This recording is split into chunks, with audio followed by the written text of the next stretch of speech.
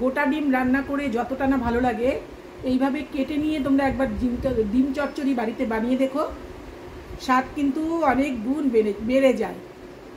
আমার এক বান্ধবী এইভাবে বানাতো, ওর কাছ থেকেই আমার এটা শেখা। আজকে ও আর নেই আমাদের মধ্যে, কিন্তু আমার মেয়েরা 2 মেয়েই এইভাবে ডিম চচ্চড়ি খেতে কিন্তু ভীষণ ভালোবাসে। তোমরাও চটপট এইভাবে ডিম চচ্চড়ি বানিয়ে ফেলো। হ্যালো বন্ধুরা, আজকে আমি একটু ডিম চচ্চড়ি বানাবো, তাই তোমাদের সঙ্গে শেয়ার করতে চলে এলাম। দেখো, ডিমগুলোকে ভালো করে প্রথমে সেদ্ধ করে এভাবে 2টো করে টুকরো করে, লম্বা লম্বা করে 2টো করে টুকরো করেছি। দেখো, লম্বা লম্বা করে 2টো করে টুকরো করে ডিমগুলোকে আমি ভেজে নিয়েছি। আর ডিমগুলো ভাজার সময় কিন্তু তোমরা এইভাবে দিয়ে ভাজবে, উপর করে দিয়ে ভাজবে। এইভাবে ডিমগুলো কেটে নিয়ে ভাজতে গেলে কিন্তু ডিমের কুসুমটা ভেতর থেকে বেরিয়ে আসবে। এইভাবে কড়াতে দিয়ে ভেজে নিতে হবে। আর যে ডিমগুলো আমি সব ভেজে নিয়েছি সুন্দর করে লবণ হলুদ দিয়ে। আর এর জন্য আমি কি কি নিয়েছি সেগুলো তোমাকে দেখাচ্ছি তোমাদেরকে। আচ্ছা, প্রথমেই আমি যেখানে নিয়েছি একটু জিরে, গোটা জিরে, আর কয়েকটা গোলমরিচ, এক টুকরো একটা এলাচ, এক টুকরো দারচিনি, আর 2-3টে লবঙ্গ, একটা তেজপাতা, আর একটা শুকনো লঙ্কা। আর এখানে আমার আদা আগে থেকেই বাটা রয়েছে, সেজন্য আদা আর বাটবো না। এই যে এখানে নিয়েছি টমেটো, একটা রসুন ছুলে নিয়েছি, একটা পেঁয়াজ, আর কয়েকটা কাঁচা লঙ্কা কেটে নিয়েছি।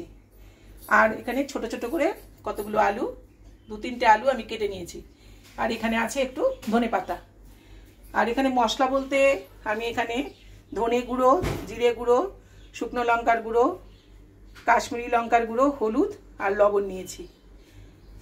এবার আমি এই মশলাগুলোকে একটু ভেজে নিয়ে পেস্ট বানিয়ে নেব। চলে যাচ্ছি রান্নায়। আমি কড়াতে সরষের তেল বসিয়ে দিয়েছি, সরষের তেলটা গরম হয়ে গেছে। আমি এবার দিয়ে দিলাম একটা তেজপাতা আর এই শুকনো লঙ্কা, আর যে ফোড়নগুলো নিয়েছিলাম সেই ফোড়নগুলো দিয়ে দিচ্ছি। এবার দিচ্ছি একটা কাঁচা লঙ্কা, কাঁচা পেঁয়াজগুলো, আর এই রসুনটা। এই দেখো, পেঁয়াজটা কিন্তু আধা ভাজা হয়ে গেছে। এবার আমি এই যে কেটে রাখা টমেটোগুলো দিয়ে দিচ্ছি। এই লঙ্কা কিন্তু আমি এখন ব্যবহার করব না, কারণ আমার নাতি খাবে, ঝাল হলে ও খেতে পারবে না। আমি একটা কাঁচা লঙ্কা দিয়েছি, এখন আমি শুকনো লঙ্কার ব্যবহারও করব না। শুকনো লঙ্কাটা আমার নাতির জন্য এই ডিম চচ্চড়ি তুলে রাখবো, তারপরে কিন্তু আমি শুকনো লঙ্কার গুঁড়ো একটু ব্যবহার করব। এরকম এটা কিন্তু আমার ভাজা হয়ে গেছে, আর ভাজবো না। এবার এগুলো আমি একটা মিক্সির বাটিতে তুলে নিচ্ছি। এটা কিন্তু ঠান্ডা অবস্থাতে, ঠান্ডা হলে তবেই কিন্তু আমি এটাকে বাটবো। এইটা আমি বাটবো, তেজপাতাটাও আমি বাটবো। এবার কিন্তু এই কড়ার তেলেই কিন্তু আমি এই আলুগুলো যে কেটে নিয়েছিলাম ছোট ছোট করে, এগুলোকে ভেজে নেব। আর আমি যে হলুদটা যে পরিমাণ দেবো সেটা আমি দিয়ে দিচ্ছি এর মধ্যে। এবার দিয়ে দিচ্ছি পরিমাণ মতো লবণ।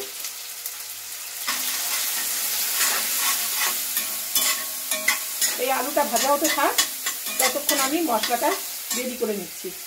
গ্যাসটা একটু কমানো থাক। এই যে এখানে আমি ভাজা মশলাগুলো তুলে নিয়েছি। এই দেখো, আর কি দিচ্ছি, এই যে 1 চামচ আদা বাটা। এটা আমার না বাটলেও চলতো, কিন্তু যেহেতু আমি মশলাটা বাটবো সেই জন্য আমি এর মধ্যেই দিয়ে দিচ্ছি। এই যে 1 চামচ ধনের গুঁড়ো, চামচটা আমার ছোটো, ওই জন্য 2 চামচ দিলাম জিরার গুঁড়ো। আর শুকনো লঙ্কার গুঁড়ো আর কাশ্মীরি লঙ্কার গুঁড়োটা কিন্তু আমি এখনই দেবো না, এগুলো আমি রান্নার শেষে একদম একটু অন্য একটা কিছুর মধ্যে একটু সাঁতলে নিয়ে দিয়ে দেবো, কারণ নাতির জন্যই কিন্তু আমার এই ব্যবস্থা। এখন শুধু আমি এগুলোই বেটে নিয়ে ফিরে আসছি। এই যে আমার আলুগুলো কিন্তু দেখো ভাজা হয়ে গেছে। এই দেখো, আলুগুলো কিন্তু ভাজা হয়ে গেছে। এই যে আমি যে মশলাটা করেছিলাম, এবার সেই মশলাটা কিন্তু এর মধ্যে আমি ঢেলে দেবো। মশলাটা মোটামুটি ভাজা আছে, শুধু জিরে আর ধনেটাই আমার ভাজা নেই, সেই জন্য একটু কষিয়ে নেব।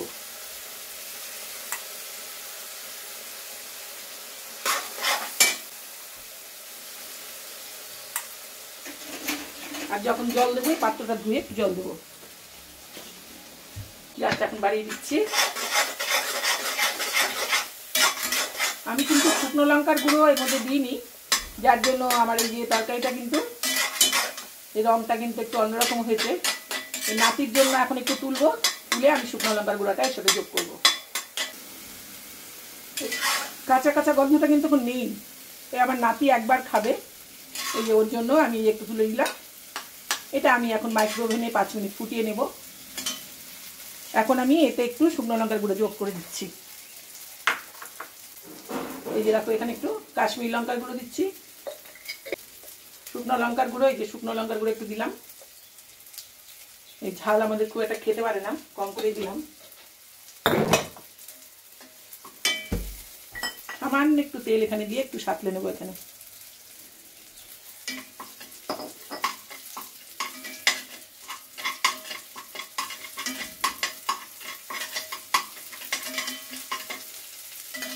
এই রংটা যেন সুন্দর হয় সেজন্য আমি কয়েকটা দানা চিনি দিচ্ছি এর মধ্যে। এই দেখো কয়েকটা দানা, জাস্ট একটুখানি, এটাকে একটুখানি গলিয়ে নেবো এই তেলের মধ্যেই, তাহলে কিন্তু কালারটা আরো ভালো হবে।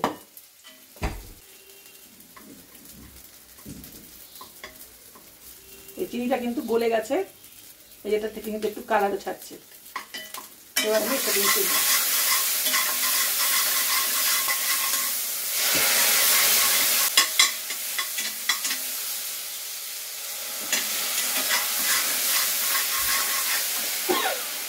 এবার একটু কষিয়ে আমি জল ঢেলে দেবো। আলুটা কিন্তু মোটামুটি আমার সেদ্ধ হয়ে গেছে। এবার আমি একটু জল দিয়ে ফুটিয়ে নেব, আর জল দেবো না। সেদ্ধ হয়ে গেছে আলুটা, 2-3 মিনিট ফুটাবো। 2-3 মিনিট পর ফিরে আসছি। এই যে আমার আলুগুলো কিন্তু সেদ্ধ হয়ে গেছে, এটা আলু কিন্তু সেদ্ধ হয়ে গেছে, আর একটু জল লাগবে।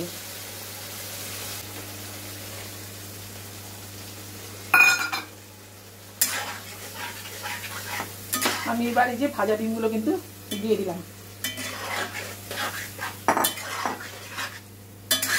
এখন 2 মিনিট ফুটিয়ে আমি নামিয়ে নেব। আর এই যে 4-5টা কাঁচা লঙ্কা, আমি চিরা কাঁচা লঙ্কা দিয়ে দিলাম। আমি ধনেপাতা দিচ্ছি, তোমরা চাইলে ঘি গরম মশলা দিয়েও করতে পারো। আমি ঘি গরম মশলা দেবো না, আমি আজকে ধনেপাতা দিয়েই করছি।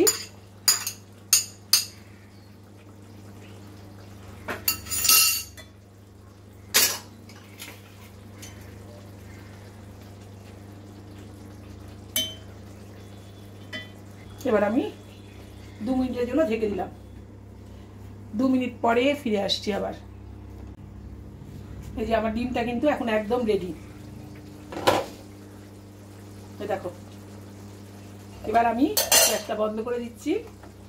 এই ঝোলটা কিন্তু যতটুকু আছে এতটুকু থাকবে না, আর একটু শুকিয়ে যাবে। আমি এগুলোকে একটা পাত্রে নামিয়ে তোমাদের দেখাচ্ছি। দেখো আমি লোহার কড়াইয়ে রান্না করেছি জন্য একটু দেখো কালো কালো হয়েছে, কিন্তু এটা অ্যালুমিনিয়ামের কড়াই বা ননস্টিক কড়াইয়ে করলে কিন্তু এই কালো কালো রঙটা কিন্তু হতো না। এই দেখো আমি এবার এগুলোকে একটা পাত্রে ঢেলে নিচ্ছি। তোমরা কে কে এইভাবে ডিম চচ্চড়ি বাড়িতে রান্না করো, আর অন্য কোনো প্রসেসে রান্না করো কি না আমি জানি না, জানিও আমাকে। আমি তাহলে এগুলো এখন একটা পাত্রে তুলে নিচ্ছি।